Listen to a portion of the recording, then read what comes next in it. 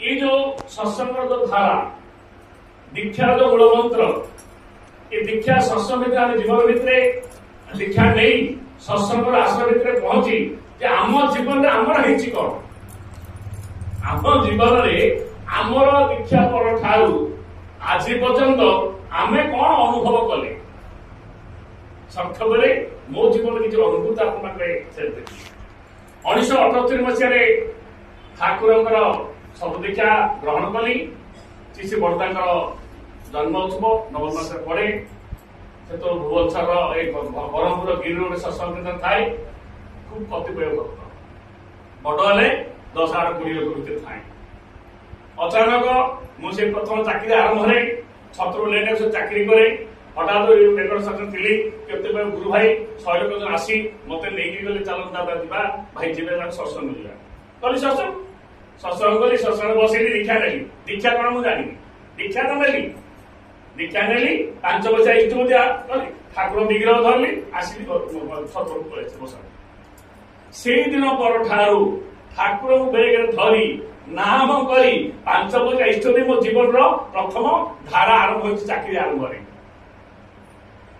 ये जो चाकरी आरंभ जो धारा भी आरंभ है कोड दीक्षा नेली सीना कोड सत्संग कोड सत्संग जी मन भर सदा थाए क्या संस्कृत जी गोटे मान गोटे जाना गोटे आवेग थाए आग्रह थाए दीक्षा से नेली ठाकुर से कौन जानी कौटी जानी कौटी जी कौन जानी कौन करी गोटे आवेग आग्रह थाए जाओ सत्येन्द्र पढ़े उपासना पढ़े जाए छत्रपुर शिखाए खलिकोट गली खलिकोट किसी गोटे गुरु भाई थाए गोटे डक्का भाई थाए सेलुन करए 5-7 गुरु भाई था भद्र कीर्तन करते से पोलुसरा आसिली पोलुसरा किसी भाई था से रही परस्ती अवस्था प्रति मुहूर्त तार 6 मास वर्ष गति करी 16 आसिली 16 मत किसी सत्संग गुरु थाए कि कर भर दे 1981 मसीहा जो मु रंगोली ब्लक भीड़ चाकरी आरंभ कली से घटना से समय जो संस्पर्श ब्रह्मपुर गुरु भाई संपर्श आसिली से कौन हुए ना प्रथम सत्संग धाराटा कतिपय गुरु भाई मैंने साइकेल यात्रा कर इच्छापुर बंद गिरीशा बंद जाती गेट बंद इच्छापुर बंद जाती मुझे सांगे जाए सांगे आसे बनमोचन आरंभ है बनमोचन आरंभ है प्रथम बनमोचन आरंभ बुगुड़ा आरंभ होता मृदकोलकार से जो बनमोचन आरंभ सत्संग बार बार करने भितर मन भर आवेग आसे श्रद्धा आसे मो भर आवेग आसला श्रद्धा आसला ये जो आवेग श्रद्धा भर दे 1979 मसीहा 80 मसीहा चाकरी हर सारा ओडिशा 1199 पिला चाकरी हर साधारण जून आरंभ कर आरआई चाकरी हर तथापि से संग्राम जारी रही थाए गंजाम जाए कुड़िया जाए ठाकुर से संग्राम में सामिल होता है भर सत्संग जाए जो छतरबार भुवनेश्वर जो श्रीमंदिर रही किसी छोट छोट घर थाए जाए से सत्संग जाए जाए देखे कौन शुणे कौन जाना आवेग थाए गुरु भाई संसद आसी जीवन गुरु भाई संसद आसी मो जीवन कौन है मोर चाकरी स्थायित्वटा तार से गतिशील हो जाए मु चाकरी कली चाकरी गला पुणी चाकरी आसला पुणी निजे चाकरी कलु पुणी 1200 लोक चाकरी देलु पुणी संग्राम है बहुत थर संग्राम गतिशील मुझे भावुची ठाकुर ग्रहण कर ए संग्राम मुझे सामिल हो पारि समीक्षा कर कौन पाई स्थायित्व पाई जीवन खोराक पाईगले बंचिया बढ़िया खोराक पाईगले से खोराक पाइबा भर मो संग्राम भर मो जीवन बीतेदेली से भर बीतेदेली मो जीवन संग्राम भर जीवन सब बीतिया भर दे मो परिवार भर बीतेदेली परिवार भर 6 भाई बापा माँ था आम गाई गोरु लोक से परिवेश भर बापा मुझे सहयोगी बिक्री तो समस्त भर संग ये सत्संग धारा भर मोर जो पुओ झील है ये चलिया भर मोर आग्रह थाए कि बही पढ़ा बही पढ़े सदा बड़ बड़ आलोचना प्रसंग ठाकुर कहले कालिदासी ठाकुर पचार मो पुओर मानसिक अच्छी मोर बोतार शहीद देवाई बलिदेवा ठाकुर साहब कहते नवेदन कर कालिदासी ठाकुर कहते तू तू से बोधारा तू जीवंता तो मारनी कौन करू तू ना तू पुरोहित को दे बोधार अनुभव मूल्यटा पुरोहित को दे ये कथा मुंडे पशिला प्रथम पुओ झील बाहरी मुझे दत्त होगी पुओ पिला 2टा बोधा झील पिला 1 बोधा ये बोधा भर मुझे मारिबी ये बाप कहीं मन प्रश्न आसला এই কথা আলোচনা শুଣିলি ଅନ୍ୟର ପରାମର୍ଶ ନେଲି ମନକୁ ଆତ୍ମସନ୍ତୋଷ ବହୁତ ହେଲା ନାହିଁ। ଦିନକର ଘଟଣା 1983 ମସିହାର କଥା। ସେତେବେଳେ କାଜଲ ଦାସ ଥାନ୍ତି, ଛୋଟ ମା ଆସିଥାନ୍ତି। ବର୍ତ୍ତମାନ କାଜଲ ଦାସ ସମସ୍ତେ ଦେଖିଛନ୍ତି, ଛୋଟ ମା ଥାନ୍ତି। ଛୋଟ ମା କାଜଲ ଆସିଥାନ୍ତି ଚତୁର୍ଭୁଜ ଧର୍ମଶାଳା ଭଞ୍ଜନ ଆମର ଆସ୍କର ରୋଡରେ ଥାନ୍ତି। ତାଙ୍କ ଭିତରେ ସେ ଲାଇନ ଥିଲା ଯେ ଠାକୁର କରି ଆସିଛନ୍ତି, ସେ ତ କାଜଲ ତାଙ୍କ ବହୁତ ଡିପୋଟି ଥାନ୍ତି ବ୍ରହ୍ମପୁର ଏରିଆ ଭିତରେ। ଆଉ ବଡାଙ୍କର ଡିପୋଟି କମ ଥାନ୍ତି। ସେତେବେଳେ ବହୁ ସଂଗ୍ରାମ ଚାଲିଥାଏ। ଦିନ ଘଟଣା ମୁଁ ତ ଗଲି ସେ ଭିତରେ ଲାଇନ ଲାଗିଲି, ସେ ଭିତରେ ପହଞ୍ଚିଲି, ଯାଇ ପ୍ରଣାମ କଲି। ଆଉ ପ୍ରଣାମ କରିବା ଭିତରେ ଏଇ କଥାଟା ରୀତି ମାଧ୍ୟମରେ ଦାଦା ପାଖରେ ଉପସ୍ଥାପନ କଲି। ଉପସ୍ଥାପନ କଲି କାଜଲ ସେଇ କଥା କଲେ, ସେଇ ଆଲୋଚନା ପ୍ରସଙ୍ଗ ସେଇ ଗୋଟିଏ କଥା କହିଦେଲେ। ତାପରେ ନିର୍ଦ୍ଧାରିତ କଲି ମୁଁ ବୋଦା ମାରିବି। ବାପାକୁ ମାଆକୁ ମୋର ତ ଦତ୍ତ ମାଆକୁ ସମସ୍ତେ ବୁଝେଇଲି, ବଂଶକୁ ବୁଝେଇଲି ଯେ ମୁଁ ସତ୍ସଙ୍ଗ କରିବି, ବୋଦା ମାରିବି ନାହିଁ। ଆଉ ବୋଦାର ମୂଲ୍ୟଟା ପୁରେଇକି ଦେଇଦେବି କହିଥିଲି। ହେଲେ ଦୃଢତା ଧରିଲି, ବାପାଙ୍କୁ ଦୃଢତା ଧରିଲି। ବାପା ଦିଟା ବଂଶର କଥା ସମସ୍ତ ଧରିଗଲି, ସତ୍ସଙ୍ଗ କଲି। ବ୍ରହ୍ମପୁର ସେଠୁ ଥାଏ ମନିଷ ବ୍ଲକରେ, ସେଠୁ ସମସ୍ତ ଧରିକି ଆସିଲି, ଗୁରୁ ଭାଇ ମାଆଙ୍କୁ ଧରି ଆସିଲି। ଘରେ ବୋଦା ବନ୍ଦ ହେଲା। ବୋଦାର ମୂଲ୍ୟଟା ନେଇକିରି ସେ ତ ଆସ୍କା ଭୁବନେଶ୍ୱରରେ ସେ ମନ୍ଦିର କାମ ଆରମ୍ଭ ହେଇଥାଏ, କିଛି ଘର କିଛି କାମ ଆରମ୍ଭ ହେଇଥାଏ। ସେଇଟା ପୂଜାର ମୂଲ୍ୟଟା ସେଟା ଦେଇଦେଇଥିଲି। ଦେଇକି ଆସି ସତ୍ସଙ୍ଗ କଲି। ଯେହେତୁ ବିଧିବିଧାନ ପାଳନ ହେଲା, ପୂଜାର ସତ୍ସଙ୍ଗ ହେଲା, ମୋ ଭାଇମାନଙ୍କର ସମସ୍ତଙ୍କ ବୋଦା ବନ୍ଦ ହେଲା, ମୋର ଭିତରେ ବୋଦା ବନ୍ଦ ହେଲା, ମୋ ଜୀବନ ଭିତରେ ଏଇଭଳି ଗତିଶୀଳ ହେଇଛି। ଆଉ ଯୋଉଠି ଯାଏ ଠାକୁରଙ୍କ ଆଗ୍ରହ ଲାଗେ ସତ୍ସଙ୍ଗ ଯିବାର, ଯୋଉଠି ଯାଏ ଦାଦନ କରିବା, ଯୋଉଠି ଯାଏ ଦାଦନ କରିବା, ଯୋଉଠି ଯାଏ ରୀତି ଯାଏ ସାର୍ବଜନୀନ ଦାଦନ ଦୀକ୍ଷା ବ୍ୟବସ୍ଥା କରେ, ଏ ଅନୁବାଦ କରେ, ଯୋଉଠି କେନ୍ଦ୍ରରେ ସାମିଲ ହୁଏ, ଦୌଡ଼ି ଯାଏ, ସତ୍ସଙ୍ଗରେ ଯାଏ। ନିଜ ଚାକିରି କରିବା ସାଙ୍ଗେ ସାଙ୍ଗେ ସତ୍ସଙ୍ଗରେ ସାଇକେଲ ରାତି ରାତି ଯିବୁ, ଗିରିଶୁଳା ଗେଟ୍ ବନ୍ଦ, 30 କିଲୋମିଟର ଯିବୁ, 30 ଘରକୁ ଫେରିବୁ। এইভাবে জীবন বহুত ঘটনা ঘটিছে।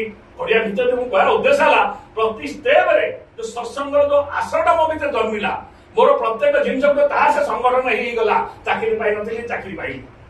ଆମର ସେଇଠି ଦକ୍ଷିଣ ପୂର୍ବ ଉତ୍ତର କିଛି ନାହିଁ, ସେ ଯୋଗ୍ୟତା ସମ୍ପନ୍ନ ନାହିଁ, ପଇସା ନାହିଁ, ଲାଞ୍ଚ ମିଛ ଦେଇ କିମ୍ବା କଣ ଆମର ପ୍ରତି ଅଧିକାରୀ ଅଛନ୍ତି ତାଙ୍କୁ ଯୋଗାଯୋଗ କରି ଚାକିରିଟେ ପାଇବି। ମୁଁ ଚାକିରି ପାଇବା ଏ ଆଶା ବି ନଥିଲା, କିନ୍ତୁ ଚାକିରିଟେ ପାଇଲେ, ପୁଅ ଝିଅ ପାଇଲେ, ଏ ସମର୍ଥନ ପାଇବା ଭିତରେ ବାପା ମା ଭାଇ ବନ୍ଧୁ କୁଟୁମ୍ବ ପାଇଲି। ଆଉ ମୁଁ ଏଇଭଳି ଜିନିଷରେ ଘଡ଼ି ଘଡ଼ି ଯାଇକିରି 1988 ମସିହାରେ ଶତବାର୍ଷିକ ଉତ୍ସବ ହେଲା, 1999 ମସିହାରେ ବ୍ରହ୍ମପୁରରେ ଶତବାର୍ଷିକ ଉତ୍ସବ ହେଲା, ଏଭଳି ପୃଷ୍ଟି ବର୍ଷିକା ହେଲା।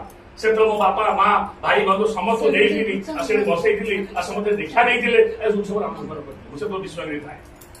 ନେବାର ଆବେଗ ଉଦ୍ଦେଶ୍ୟ ହେଲା ଜୀବନରେ ଯଦି ଆମେ ଦୀକ୍ଷା ଦେଲେ, ଜଣୁ ଦୀକ୍ଷାର ଦାନ ବ୍ୟବସ୍ଥା କରିଦେଲେ, ତା ସେ ଜୀବନ ବଞ୍ଚିଗଲା। ଜୀବନ ମାନେ 14 ପୁରୁଷ ଉଦ୍ଧାର ହେଲେ। ଆଉ କଣ ହବ ନା ତା ଯୋଜନ ତ ମୁକ୍ତି ପାଇଲା, ଶରୀର ପବିତ୍ର ହେଲା, ଆଉ ଆଗାମୀ 7 ପୁରୁଷ ବନ୍ଧ ବଳବତ୍ତ ରହିବ ସତ୍ସଙ୍ଗର ଧାରାଟା। ମୁଁ ଏ ଶରୀର ଭିତରେ ନ କରିପାରେ, କିନ୍ତୁ ଏ ଶରୀର ଗଲା ପରେ ପୁଣି ଆମର ଶରୀର ଆସିଲା ପରେ ସେ ଧାରାଟା ସେ ଚାଲିବ, ତା ଭିତରେ ଦେଇଛି ଗତିଶୀଳ ହବ, କ୍ରିୟାଶୀଳ ହବ। এইভাবে সমস্ত ভিতরে যাই, নাটক প্রক্রিয়াতে থাই। তারপরে ওটা আসলি 1999 মସିহাରେ আসি আস্কা বেলুনা ব্লক আসিলি, আস্কা বন্যান থাই। সে বন্যান ভিতরে দেখি মতো আসবার সৎসঙ্গ দিবার, কোভিড রবিবার সৎসঙ্গ উদ্দেশ্য সৎসঙ্গ, ଯୋଉଠି ଯୋଉ ସତ୍ସଙ୍ଗ ଯିବୁ, ଯୋଉଠି ଯୋଉ ଦୀକ୍ଷା ଦାନ କରିବୁ। ମୋ ସାଙ୍ଗରେ ଯୋଉମାନେ ମୋ କଲିଗ ମାନେ ଯୋଉମାନେ ଥାଆନ୍ତି, ମୋ ଏରିଆରେ ଯିଏ ଆସନ୍ତି, ମୁଁ ତାଙ୍କୁ ଦୀକ୍ଷାର ବ୍ୟବସ୍ଥା କରେ, ଅନବରତ କରେ। ମୁଁ କୌଣସି ଆଶା ପର ରଖେ ନାହିଁ, ମୁଁ ଜାଣିନି କଣ କଣ ଭଲ ମନ୍ଦ। এইভাবে କରିବା ଭିତରେ ଦେଇ ଆଉ ପ୍ରତ୍ୟେକ ଜିନିଷଟା ସତ୍ୟକୁ ସହଯୋଗ କରେ, ଆଉ ସମ୍ମାନ ଦିଏ, ଆଉ ପ୍ରତିଭା ସାହାଯ୍ୟ କରେ। ଅସତକୁ ମୁଁ କେବେ ପ୍ରଶ୍ରୟ ଦିଏ ନା, ଏବଂ ତାର ବହୁତ ଦୂରରେ ଥାଏ ପ୍ରତିଭା। କିନ୍ତୁ ମତକୁ ସେପଟେ କିଏ ଅନ୍ୟ ସେମାନେ ଗ୍ରହଣ କରନ୍ତି, ସହଜରେ ଏବେ ବି ଆପଣ ଗ୍ରହଣ କରିପାରୁନାହାନ୍ତି। ଜୀବନ କାଳ ଭିତରେ ସେଠି ସଂଗ୍ରାମ ଭିତରେ ଆଉ କଣ ପାଇଥାନ୍ତି? ଜୀବନ ଅଶ୍ଵେଧ ଦୟା। ଆମେ ଯାହାକୁ ଯାହା ପାଇଁ ଯୋଉ ସଂଗ୍ରାମ କରୁଛୁ ଜୀବନ ସତ୍ସଙ୍ଗ ମନ୍ଦିର ଭିତରେ, ମତେ ରୀତି ପାଞ୍ଚ ଡାଇରେକ୍ଟ ପ୍ରଦାନ ହେଲା। ଆଉ କଣ ପାଇଥାନ୍ତି ଜୀବନରେ? ଇଏ ହଉଛି ଜୀବନର ସଂଗ୍ରାମ, ଇଏ ହଉଛି ଇଷ୍ଟ ପ୍ରତିଷ୍ଠାର କଳେବର, ଇଏ ହଉଛି ଇଷ୍ଟ ପ୍ରତିଷ୍ଠାର ଆମ ଜୀବନର ସାଫଲ୍ୟ। ଆଉ ଜୀବନ ଆମେ କଣ ପାଇବା?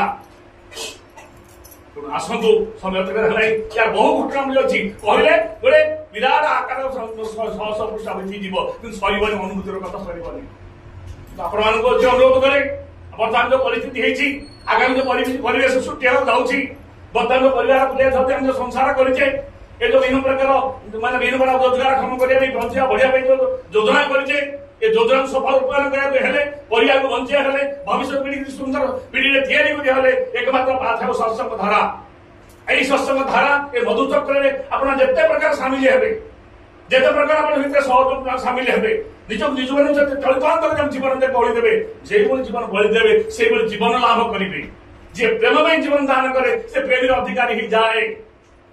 आपने अन्य कंडीशन आसन सत्संग में सामिल हूँ इष्ट प्रतिष्ठा प्रति हूँ ठाकुर से जो मंगल कथा समस्या समाधान कथा प्रत्येक निज परिवार भितर परिजन भितर निज पुओ झील भितर निज कृषि भितर निज व्यवसाय भितर निज वाणिज्य भितर आ निज चाषबात समस्त भितर आम प्लावन कर सृष्टि चाड़ा आ प्लावन को गतिशील करने आम बार बार आश्रम जा पड़ो प्रतिबद्धता दीक्षार मूलमंत्र अच्छी अन्य वर्ष को 2 थर आश्रम जबार विधि संगत अच्छी जो मैंने दीक्षा नापर अन्य वर्ष को 2 थर आश्रम जाती जबार उद्देश्य है संगलाभ कले आचार्य संग्रह कले इष्ट पूजा संग्रह करे आम जीवन हजार वर्ष पाप तो से हरण कर से आम कौन करते सुंदर जीवन दिखती सुंदर शरीर दिखती सुंदर मन दिखती सुंदर कौशल दिखती आ सुंदर भाव हजम हजम शक्ति आम पड़ता है हजम कौन करेंगे आप खराब रोग मत हजम करेंगे डाइजेशन पावर बढ़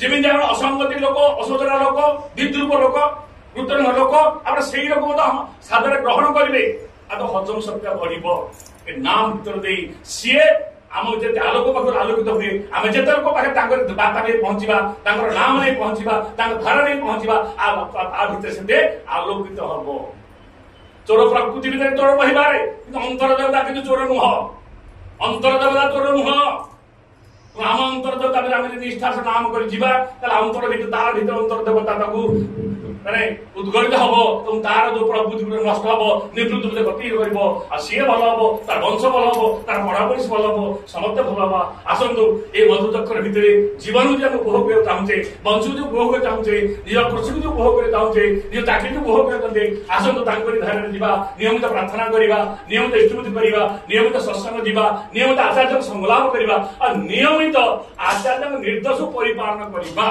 उषा निशा मंत्र साधन चला बुला जप जथा समय इष्ट निर्देश मुहूर्त कर तप इष्ट डाकर आज आसी आगुरी एत प्राय 5,000 डाकर आसती ये 5,000 जानी पार था मो अनुभूति कथा कहूँ किंतु बर्तमान जो आचार्य परंपरा आज सृष्टि कर धारा योजना भितर बाहर मेसेज आसूची विभिन्न प्रकार बार्ता पहुंचुची से बार्ता पढ़ु निज जीवन परिचालन करूँ निजे भल हवा निजे सुखी हवा निजे शांति पाइबा आम घर शांति हम परिवार शांति हम परिवेश शांति हम पुणी थे आपण समस्त साधन बंदे